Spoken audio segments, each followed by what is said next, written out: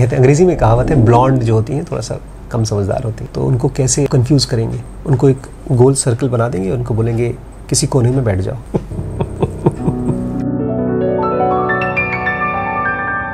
नमस्कार दोस्तों, नमस्कार। आप बताइए डॉक्टर साहब, क्या डिस्कस करना है? नहीं, मेरे पास क्वेश्चन ये वाला है कि जो लोग भी स्पिरिचुअल होते हैं या जो लोग भी अच्छे लोग होते हैं, उनके साथ ज़्यादा बुरा क्यों होता है? उनके साथ खराब चीज़ें क्यों होती हैं? अच्छा, कभी किसी को देखकर तुम्हें लगा है कि उसके साथ बुरा हो रहा है, ऐसा बुरा क्यों हो रहा है? बिकॉज ये क्वेश्चन बहुत से लोगों के दुख में से निकला है कि भाई अच्छे लोगों के साथ बुरा क्यों होता है। हाँ, कल ही हम एक ज़ेन योगा स्टूडेंट से मिले थे जो ये कह रही थी कि मेरे साथ ही बुरा क्यों हुआ। उनके हस्बैंड नहीं रहे और इनफैक्ट उन्होंने ये भी पूछा कि मेरी कोलीग ने बताया, मेरे लिए किसी ने ऐसे बोला कि तुमने किसी के साथ गलत किया था, इसका फल मिला तुम्हें, और मेरे साथ ही ऐसा क्यों हुआ। एक तरह से तुम्हारे साथ ऐसा कभी हुआ है कि तुमने अच्छा किया हो किसी के साथ, फिर भी लाइफ ने तुम्हारे साथ बुरा किया? ये तो अक्सर ही होता है सर, हम अपनी तरफ से तो अच्छा ही करते हैं, फिर लाइफ बुरा करती है। हाँ, ऐसा काफ़ी बार हुआ है। तो कभी सवाल उठा है कि ऐसा क्यों होता है? एक चीज़ मुझे ये लगती है, शायद या मैं अपने आप को ऐसे बताती थी कि जो मैं कर रही हूँ उसका रिजल्ट ये नहीं है कि मेरे साथ अच्छा होगा। इंटेलिजेंट। मुझे ये लगता था कि ये जो भी पास्ट कर्मा या जो भी है वो सारे इस लाइफ में निकल के आ रहे हैं। सो मेरे साथ जो कुछ भी होता है that is like an accumulation पुरानी चीज़ों का। हाँ, लेकिन यहाँ से मैं डिसाइड कर सकती हूँ कि आगे के लिए I should not do consciously any harm to anyone. तो लाइफ आपके साथ कभी अनफेयर हुई है? हाँ, लाइफ तो हमेशा अनफेयर होती है। तो लाइफ अनफेयर क्यों होती है? जैसे आपने कहा, मैंने पिछले जन्मों में शायद कुछ बुरा किया होगा, अच्छा किया होगा, उसका रिजल्ट मुझे इस लाइफ में मिला, और अब से मैं अच्छा करूंगी तो फ्यूचर में फिर मेरे साथ अच्छा होगा। लेकिन बहुत सी ऐसी चीजें हैं जो मेरे से बुरी हो जाएंगी, तो फिर उसका रिजल्ट बुरा होगा। फिर मेरे हाथ में, कंट्रोल में है ही कहाँ? सर, जो भी मैं कर रही हूँ, जो भी मैं सोच रही हूँ, वो तो मेरे हाथ में है। आप बैठे हैं, कोई आदमी आकर आपके साथ बदतमीजी करता है, उसको ये लग रहा है कि भाई मेरे साथ आपने बुरा किया था इसलिए मैं आपके साथ बुरा कर रहा हूँ। ये साइकिल जो अच्छे और बुरे का, ये कैसे खत्म हो? हमारा जोर तो खाली उसी चीज पे है ना, हम क्या कर सकते हैं। हमारा थॉट इस पे कैसे जाता है कि मेरे साथ लाइफ खराब कर रही है। मैं उसी पे आना चाहता हूँ। हाँ, हमें ये तब लगता है हमारे साथ खराब हो रहा है जब हम कोई स्पेसिफिक चीज चाहते हैं लाइफ से। अब जैसे आप मान लीजिए एग्जाम की तैयारी कर रही हैं, बहुत मेहनत किया और आपको नहीं क्लियर हुआ एग्जाम, आप फेल हो गए, तो आपके साथ बुरा हुआ या आपको दुख होगा? दुख तो होगा डेफिनेटली। हमको लगता है कि हम अगर कुछ करते हैं तो उसका रिजल्ट मिल जाए, और वो रिजल्ट भी बड़ा पिन पॉइंट स्पेसिफिक हो। हाँ, बट ऐसा मिलता नहीं है काफी बार, और जो रिजल्ट मिलता है वो चाहिए नहीं। हम लोग को लगता है जब हम अपना एफर्ट्स लगाते हैं किसी चीज में तो हम लाइफ की नजरों में एक वीआईपी हैं। किसी घर पे जाते हैं तो हमको स्वागत होना चाहिए ना, इसलिए हमने अगर खूब मेहनत की है तो लाइफ हमको स्वागत करे वो सब चीज़ों से जो हम चाहते हैं। लेकिन लाइफ कॉमन मैन की और ख़ास तौर से मांगने वालों की स्वागत नहीं करती है। लाइफ अच्छा करती है, बट जब लाइफ को उस इंसान से कुछ मिलता है। एक बच्चा था, उसके पिताजी दान कर रहे थे, गायें दान कर रहे थे ब्राह्मणों को, ऐसी कुछ कहानी थी। तो जो कमज़ोर और दूध न देने वाली गायें थी वो दान कर रहे थे, जो अच्छी गायें थी वो रख रहे थे। तो बच्चे को लगा कि अनफेयर है, गलत कर रहे हैं आप, आपको देना ही दान तो अच्छी चीज़ करिए। तो मुझे पिन पॉइंट किया पिताजी को, पिताजी गुस्सा हो गए, बोलते मेरा बाप बनने की कोशिश मत कर। तो गुस्से में उसको बोला ठीक है तुझे भी दान किया। तो बोलता मैं भी तो किसी काम का नहीं, मुझे भी दान कर दो। तो बोलता वही बोल रहे थे काम के ना काज के दुश्मन, आज के निकम्मा है तो उन्होंने कहा ठीक है मुझे भी दान कर दीजिए। तो बोलते किसको दान कर दे? बोलते यमराज को दान कर दिया। फिर कहानी है कि वो गया यमराज के पास, 3 दिन 3 रात तक इंतज़ार करता रहा। यमराज ने भी अवॉइड किया उससे मिलने के लिए। फिर फाइनली तीसरे दिन आए, फिर नचिकेता की और यमराज की जो बातचीत हुई बोलते हैं कि तुम्हें कुछ चाहिए, कुछ इनाम चाहिए, कुछ बून चाहिए, तुम जो मांगो मैं सब दे दूंगा। लेकिन वो बोलता है मुझे ट्रूथ जानना है, रियलिटी जाननी है, गॉड को जानना है। तो वो बार बार अवॉइड कर रहे थे कि ये पॉसिबल नहीं है जानना। बट उसके बाद जो बातचीत हुई वो फिर एक उपनिषद बन के आया। तब नचिकेता बिकेम एनलाइटेंड बीइंग। तब वो फिजिकल वर्ल्ड का बीइंग नहीं रह गया। अब उसको फिजिकल वर्ल्ड से कुछ चाहिए ही नहीं। जो लोग भी ये कहते हैं ना कि लाइफ मेरे साथ अनफेयर है, मैंने अच्छाई किया फिर भी मुझे बुराई मिल रही है, वो भूल रहे हैं पर्पस ऑफ अच्छाई क्या है। क्या है पर्पस ऑफ अच्छाई? चाबी का पर्पस क्या है? ताला खोलना। ताला खोलना। अच्छाई का पर्पस क्या है? अच्छाई का पर्पस अपने आप को और क्लीन करते जाना। Freedom, ultimate freedom. अगर आप हॉस्पिटल में जाते हो, डॉक्टर के पास मिलते हो, तो उसको बोलते डॉक्टर साहब मुझे ठीक कर दो, इतना ठीक मत करना कि मुझे ऑफिस जाना पड़े, थोड़ा बीमार रखना। ऐसे फिजिकल वर्ल्ड में रहना है मुझे, परिवार के साथ, पैसा रुपया चाहिए और थोड़ी शोहरत भी चाहिए, थोड़ा कंफर्ट चाहिए, बॉडी हेल्दी चाहिए, लेकिन फ्रीडम नहीं चाहिए। ये दुनिया, जैसे बुद्ध कहा करते थे, dirty with death, disease, confusion. हमने उसमें से कुछ कुछ एरिया साफ करके उसको अच्छा बोल दिया। तो वो तो हमको चाहिए, हेल्थ चाहिए, सक्सेस चाहिए, प्यार चाहिए, लेकिन इसी का काउंटर पार्ट फेलियर। इसलिए तो कृष्ण बार बार बोले अर्जुन से गीता में कि जो सुख और दुख के बियॉन्ड जाता है वही मुझे समझ सकता है। तो जो लोग भी ये बात कहते हैं ना कि मेरे साथ अनफेयर क्यों है लाइफ, वो लोग सेलेक्टिव चॉइस, जिसको कृष्णमूर्ति कहते थे, चॉइस कर रहे हैं इस फिजिकल वर्ल्ड में। You can't be selectively free. हम लोग या तो फ्री हो सकते हैं या तो बंधे रह सकते हैं।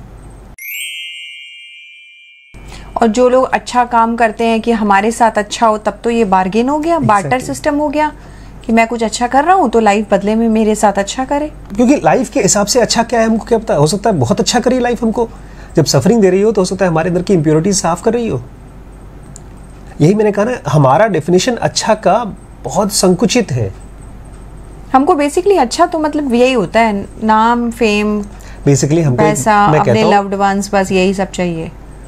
हम सब वीआईपी सिंड्रोम से परेशान हैं। हमको लगता है हम कुछ भी करें अच्छाई के नाम पे। जो भी आदमी जिसको अच्छाई मानते हैं, 10 लोग 100 लोग अच्छाई मानते हैं। जैसे चोरी करता है कोई आदमी, 150 रुपये चोरी करना कोई बुरी बात नहीं है, 1000-10,000 रुपये चोरी करना बुरी बात है, उसको बुरा मानते ही नहीं हो। तो करें क्या? क्या अच्छा करना बंद कर दें? अब सवाल ये आता है। ये बहुत अच्छा सवाल है, क्योंकि तब सबसे पहले ये पूछें कि अच्छाई क्या है, जिसको मैं मान के चल रहा हूँ कि मैं अच्छा हूँ। क्योंकि जब बुरा देखन मैं चला, जब दूसरों में मैंने बुराई देखने की कोशिश की तो मुझसे बुरा कोई दिखा ही नहीं मुझे। तो जब मैं कहता हूँ कि मैं अच्छा हूँ, वहीं से ही मेरे अंदर में घमंड या कंफ्यूजन चालू हो गया, मुझे दिख भी नहीं रहा है। जब भी हमको ये फीलिंग आती है कि मैं तो ठीक ठाक आदमी हूँ, मैं इतना बुरा आदमी भी नहीं हूँ, वो 24 घंटे हमारे ब्रेन में एक मशीन चलती रहनी चाहिए जो कोई भी इम्प्योरिटीज, ये बुराई अच्छाई नहीं है, इम्प्योरिटीज है। बिकॉज एक सिंपल सा थॉट कि मैं डॉक्टर हूँ, ये अपने आप में एक इम्प्योरिटी है, ये थॉट इम्प्योरिटी है, ये फंक्शन है। या मैं खूबसूरत हूँ, या मैं ब्राह्मण हूँ, या मैं प्राइवेट एम्प्लॉय हूँ या गवर्नमेंट एम्प्लॉय, ये थॉट जब चलता है ये बढ़ता है, जब बढ़ते जाता है और यही पेन बनता है। इसी को लोग ईगो भी कहते थे। फिर से सवाल रिपीट करूंगी, तो अच्छाई करने का मोटिव क्या? जब कोई अच्छाई करता है, अच्छाई करने का कोई मोटिव नहीं है असल में। हम बच्चों को क्या बोलते हैं? मैं बताता हूँ। अच्छाई अपने आप में सही है। जैसे खाना जब खाते हैं तो खाना भूख से खाते हैं, खाना खाते तो पेट भर जाता है। ऐसे ही जब अच्छाई करते हैं तो आप देखेंगे आप फ्री होंगे। जब आपके थ्रू कोई बुराई होती है तो आप बंधते जाते हैं, आप झूठ बोलते हैं तो बंधते जाते हैं, आप मेंटली कंफ्यूज होते हैं, आप डरते हैं, आप चोरी करते हैं, किसी के साथ बेईमानी करते हैं, तो आप अंदर से you get more and more stuck. अच्छाई अपने आप में कंप्लीटनेस है। जैसे कोई गाना गाता है, तो कोई सुर में गाता है तो दैट इज कंप्लीटनेस। आप सुर में गा करके कुछ नहीं चाहते, आप सुर में गाते हैं तो आपको अच्छा लगता है, जो सुनते हैं उनको अच्छा लगता है। तो अच्छाई इज सुर। इसलिए अच्छाई आधी अधूरी नहीं हो सकती। आप जब सुर में गाते हैं तो और अच्छा और अच्छा और अच्छा। आप पूछते हैं कि कैसा होता है उस सुर, और अच्छा कैसे गाएं। हमको ये पूछते रहना पड़ेगा क्या है और अच्छाई क्या होती है। और इसके लिए ये हमारे मन में जो थॉट्स चलते जाते हैं, जैसे ये थॉट कि मेरे साथ लाइफ बुरा क्यों कर रही है, ये दिखना चाहिए कि एक इमोशनल क्रेविंग है ये। जैसे उन लेडी के बारे में जो बता रही हो, उनके मन में जब ये थॉट आता है कि मेरे साथ लाइफ ने बुरा क्यों किया, मेरे हस्बैंड को क्यों मार दिया लाइफ ने। लाइफ ने केवल उनके हस्बैंड को नहीं मारा, वो कहानी तुमने सुनी होगी शायद। एक बार एक औरत थी, उसके घर में बहुत भिक्षु आया और उसने भिक्षा मांग रहा था, तब तक से पड़ोस में नौकरानी थी, उसके हाथ से कोई बर्तन गिर गया और वो टूटने वाला बर्तन था, टूट गया। तो उसको लगा भिक्षु को कि वो नाराज़ होगी, तो उसने कहा माता जी नाराज़ मत होइए। बोलती नहीं, मैं नाराज़ नहीं हूँ, इसके टूटने पर मैं क्या नाराज़ होंगी। अभी भी मुझे खबर आई है, चिट्ठी आई है कि मेरे 18 बच्चे थे, वो सब खत्म हो गए, मैं उससे दुखी नहीं हुई तो इससे क्यों टूटने से दुखी होंगी। And she was a very ardent practitioner of Buddhist teaching. तो मॉम की तो आंखें फट गई। तो दुख ना हो, इसके लिए आपको अपने माइंड में चलने वाले थॉट्स के असर से बचना होगा। ये थॉट कि लाइफ मेरे साथ बुरा क्यों कर रही है, ये एक सेल्फ हिप्नोसिस है, क्योंकि लाइफ आपके साथ ना अच्छा कर रही है ना बुरा कर रही है, बस लाइफ है। आप धूप में चलते हैं तो धूप लगती है, धूप आपको सेलेक्टिवली नहीं गर्म करता। कहीं पर कोई चीज़ होगी जो जलने वाली हो तो जल जाएगी धूप में, पानी होगा तो भाप बन जाएगा। लाइफ का हमसे कोई सेलेक्टिव दुश्मन नहीं है। जब ऐसा होता है तब आपके मन में और गहरे सवाल उठते हैं। जब आपके मन में इस तरह के थॉट्स कम होंगे कि लाइफ मेरे साथ, तब आप इंडिविजुअल लेवल पे नहीं पूछते हैं कि मेरे साथ क्या हो रहा है, तब आप पूछते हैं जनरली क्या हो रहा है दुनिया में आसपास। ठीक है, मेरे पति मरे हैं, और किसके पति मरे हैं। बुद्ध के पास एक औरत आई थी, ऐसे परेशान होते होते रोते रोते कि मेरा बच्चा मर गया है, मेरा पोता मर गया है, प्लीज़ मुझे उसको जिंदा कर दीजिए। बुद्ध बोलते हैं ठीक है जाओ सरसों ले आओ, लेकिन उस घर से ले आना जिस घर में कोई मरा ना हो। तो बड़ी पैशनेट थी वो औरत, बोलती ठीक है मैं ले आऊँगी। गई, ऐसा कोई घर ही नहीं मिला जिसमें कोई मरा ना हो। एक लाइफ को ना प्रिंसिपल्स के तरीके से देखना होगा, रियलिटी के फॉर्म में कि क्या होता है, बजाय मेरे साथ क्या होता है। यहीं से एक सवाल पूछना चाहती हूँ मैं। तो जब हम बात कर रहे थे कि अच्छे करने की, जैसे मैंने पहले भी पूछा, तो फिर अच्छा करने का मन क्यों हो या अच्छाई का मन क्यों हो, आपने कहा फ्री होने के लिए। ये तो हम बड़ों के लेवल पे पूछ रहे हैं। मैं श्रीश को क्या बोलूँ जब मैं उसको ये बोलना चाहती हूँ कि तुम झूठ मत बोलो, या तुम चोरी ना करो, या किसी का मन ना दुखाओ, या कोई गलत काम ना करो, तो मैं उसको क्या बोलूँ? क्योंकि मैं उसको ये बोलूँगी कि तुम फ्री हो जाओगे, या ये कॉन्सेप्ट अभी तो वो छोटा है, उसको तो नहीं समझ में आएगा। तो इसी वजह से तो क्रिश्चियनिटी में शायद हेवन और हेल बना के लोगों को समझाया गया कि एक्चुअली देखो, बच्चों से हम अगर सच बोलने के लिए उनको कहते हैं तो हम उनको एक चीज़ से डिस्ट्रैक्ट कर रहे हैं, सच समझने के लिए। क्योंकि आदमी बोलता सच तब है जब उसको समझ में आता है। एक बच्चा जब झूठ बोलता है या बेईमानी करता है तो डर के मारे करता है। डर कहाँ से आ रहा है? अगर उसको दिख जाए, क्योंकि अगर ज़बरदस्ती किसी बच्चे को आप सच बुलवाते हैं तो वो ज़्यादा टॉर्चरस है, वो ज़्यादा बेवकूफ़ बना देगा उस बच्चे को, उसकी दिमाग और स्टूपिड हो जाएगा। क्योंकि बहुत जगहों पर उसको दिखाई देगा कि यहाँ पर सच की ज़रूरत नहीं है, अगर मैं झूठ बोलता हूँ तो मैं बच जाऊँगा। जैसे कहते हैं ना, सीधी उंगली से घी नहीं निकलता, तो आपको टेढ़ी उंगली करनी पड़ती है। क्या ये सच और झूठ इस तरह से देखें तो, जैसे आप बात करें, तो क्या ये रिलेटिव है, सिचुएशन के हिसाब से है? सच और झूठ बिल्कुल रिलेटिव है, लेकिन सिचुएशन के हिसाब से नहीं, रियलिटी के हिसाब से। जैसे मान लो श्रीश के हाथ से टैबलेट गिर गया था। एक बार श्रीश के हाथ से टैबलेट गिरा था तो डर गया, तो मैंने कहा कि मम्मी को बोल देंगे कि मैंने तोड़ा है। और मैंने तुम्हें इशारा किया था कि प्ले अलॉन्ग, फिर मैंने बता दिया, तुमने मुझे डांटा थोड़ा बहुत। फिर शाम को उसने क्या किया, उसने आके मुझे खुद बताया कि पापा से नहीं टूटा, मुझसे टूटा था टैबलेट। इसका मतलब ये है जो सच था उसके दिमाग में चल रहा था एंड इट केम आउट। अगर वहीं पर हम उसको डांटते कि तुम सच बोलो, तो बोल तो देता, लेकिन सच्चाई को एंजॉय नहीं करता या सच्चाई को निकालता नहीं। सच डांस की तरह है, आप किसी को जबरदस्ती डांस नहीं करा सकते। इसी तरह अच्छा काम भी एक तरह से, आप अच्छाई करते हो या कुछ भी पॉजिटिव चीज करते हो या किसी की हेल्प करते हो या कुछ भी करते हो, इसका मतलब वो उसकी डिस्कवरी है। बट लाओ त्से कहते थे, जब आप अच्छाई को अच्छाई की तरह देखते हो तो वो अपने आप में बुराई है। उसका एहसास गड़बड़ है। उसका एहसास, इसका मतलब आपके मन में कुछ चल रहा है कि मुझे इसके बदले में कुछ तो मिलना चाहिए, कम से कम रिकॉग्निशन तो मिलना चाहिए। और वहीं से आपका पतन होना शुरू हो गया, because you have started doing business in the physical world. और फिजिकल वर्ल्ड तो भैया बहुत दुष्ट है। बहुत सारे लोग तो कहते हैं ना, हमने तुम्हारे साथ ये किया, वो किया, तुमने रिटर्न नहीं दिया। This means they don't know how to think, they are emotional fools. हम किसी को कुछ करते नहीं हैं, हम देते नहीं हैं।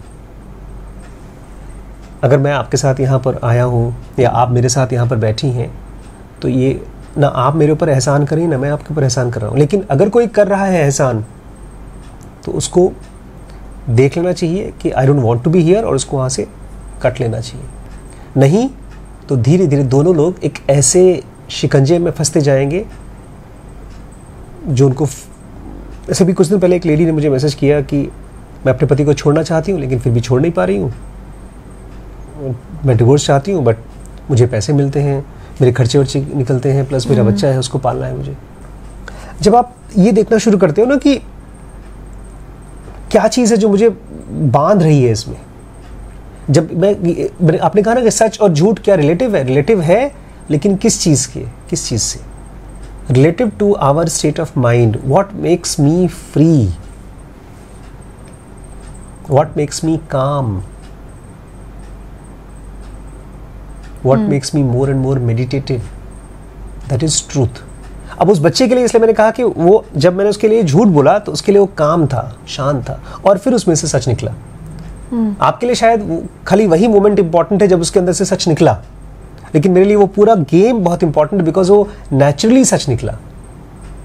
बहुत से पेरेंट्स ऐसे होते हैं जो मार मार के बच्चों से सच बुलवाते हैं। मेरे साथ भी बचपन में ऐसा बहुत बार हुआ है। लेकिन उससे मेरे अंदर में और झूठ बोलने की काबिलियत बढ़ती गई। जब सच बुलवाओगे तो झूठा बनेगा। इसलिए कहते हैं सत्यमेव जयते। इस समय भी, इसी समय इस फिजिकल वर्ल्ड में झूठ है, मतलब चीजें आती है, रहती हैं, खत्म हो जाती हैं, और सच भी है जो कभी खत्म नहीं होता।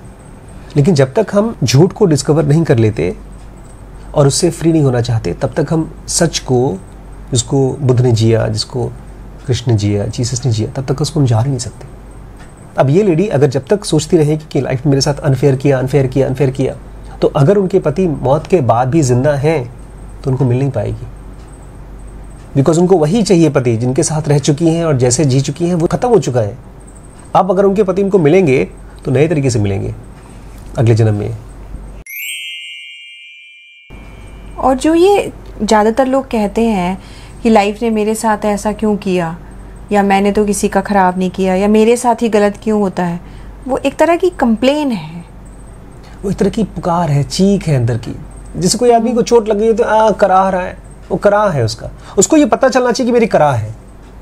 एक्चुअली ऐसा होता है सर कि जैसे हमारा क्राइटेरिया न मापदंड का कौन होते हैं, हमारे रिश्तेदार और हमारे आसपास के लोग, हमारे कोलीग्स जिनके साथ हम काम करते हैं।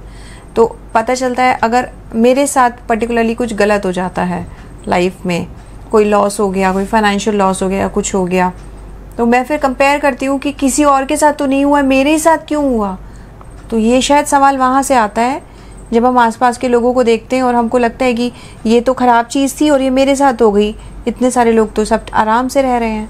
लेकिन उसमें जब हम लोगों को देखते हैं ना, तो ऐसा है जैसे जब मेरे साथ लॉस हुआ तो उसी समय मेरे रिश्तेदार के साथ लॉस हुआ है कि नहीं वो दिखते हैं। हो सकता है उसको 2 साल पहले लॉस हुआ, वो हमको नहीं दिखा होगा क्योंकि मैं उस समय खुश था। एक आदमी की पूरी लाइफ लॉस और गेन से भरी हुई है, जैसे दिन और रात से भरी है, खुशी और दुख से भरा है। लेकिन हम आज अगर दुखी हैं तो मैं आज के आज अपने रिश्तेदार को देख रहा हूँ कि उसका बच्चा तो टॉप कर लिया, उसने तो पैसे कमा लिए, लेकिन 6 महीने पहले जब उसका बच्चा दुखी था उस समय तो मेरे मन में बात ही नहीं आई कि वो दुखी है कि नहीं। तो हमारा जो माइंड होता है ना, वो इतना कॉन्शियस माइंड इतना लिमिटेड होता है कि वो ज़रा सा देखता है, एक नॉवल का एक पेज देखा और उसने डिसाइड कर लिया कि नॉवल का क्या मतलब है। इसीलिए थॉट्स के बियॉन्ड देखना होगा, साइलेंस के जरिए दुनिया को देखना होगा। अगर मन में थॉट आया अच्छे आदमी के साथ बुरा क्यों होता है, तो ये थॉट शांत होकर के जब हम देख पाएंगे, तब जो बुद्ध को दिखा कि अच्छे आदमी के साथ बुरा नहीं होता, सबके साथ बुरा होता है। ये दुनिया बुराई ही है, इस दुनिया में अच्छाई नहीं है, इस दुनिया के बियॉन्ड है अच्छाई। एक लड़की, खूबसूरत सी लड़की थी, नहीं खूबसूरत लड़कियां समझदार नहीं मानी जाती, नहीं तुम तो समझदार, तुम तो समझदार कहते हैं। अंग्रेजी में कहावत है ब्लॉन्ड जो होती हैं थोड़ा सा कम समझदार होती हैं, तो उनको कैसे आप कंफ्यूज करेंगे? उनको एक गोल सर्कल बना देंगे, उनको बोलेंगे किसी कोने में बैठ जाओ। मुझे लगा कि आप कुछ नया पढ़ा रहे हैं। इस फिजिकल वर्ल्ड में कोई कोना नहीं है, ये गोल चक्कर है जिसमें आप वही एक्सपीरियंसेस रोज रोज रोज रोज करते रहते हैं। थैंक यू दोस्तों, आपने हमारे साथ पॉडकास्ट में हिस्सा लिया। आज इस बातचीत को हम लोग यहीं ख़त्म करते हैं। अगर आपको ये वीडियो पसंद आया हो तो अपने दोस्तों से शेयर करिएगा, अपने कमेंट्स के जरिए हमें बताइए कि आपको और कौन से टॉपिक पे बातचीत सुननी है। Good night.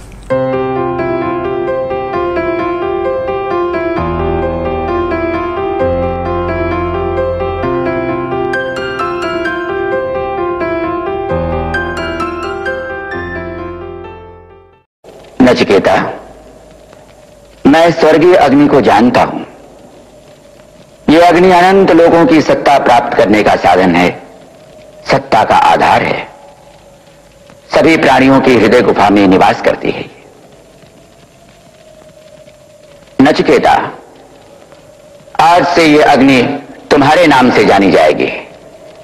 इसे लोग नचिकेताग्नि कहकर पुकारेंगे। अब तीसरा वर मांगो।